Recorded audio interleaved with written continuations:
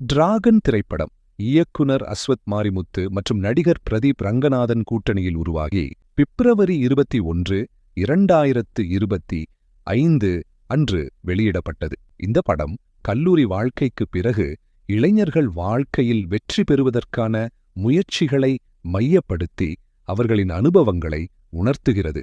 படத்தின் முதல் விமர்சனங்கள் மிகுந்த பாராட்டுகளை பெற்றுள்ளன.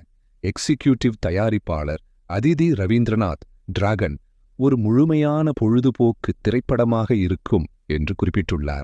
அவர் மேலும் படம் தன்னை சிரிக்கவும் அழவும் வைத்தது என்று தெரிவித்துள்ளார். படத்தின் கிளைமாக்ஸ் பகுதியில், குறிப்பாக கடைசி 20 நிமிடங்கள் மிகவும் சிறப்பாக அமைந்துள்ளதாகவும், திரையரங்கில் இருந்து வெளியே வரும்போது பார்வையாளர்களின் முகத்தில் மகிழ்ச்சி தெரியும் என்று விமர்சகர்கள் தெரிவித்துள்ளனர். படத்தின் பாடல்கள், குறிப்பாக ரைஸ் ஆஃப் தி டிராகன் மற்றும் வழித்துணையே, ரசிகர்களிடையே நல்ல வரவேற்பை பெற்றுள்ளன.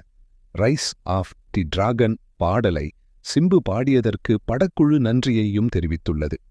மொத்தத்தில் டிராகன் திரைப்படம் இளைஞர்களின் வாழ்க்கை போராட்டங்களை உணர்ச்சிபூர்வமாக வெளிப்படுத்தும் மகிழ்ச்சிகரமான மற்றும் ஊக்கமளிக்கும் படைப்பாக அமைந்துள்ளது.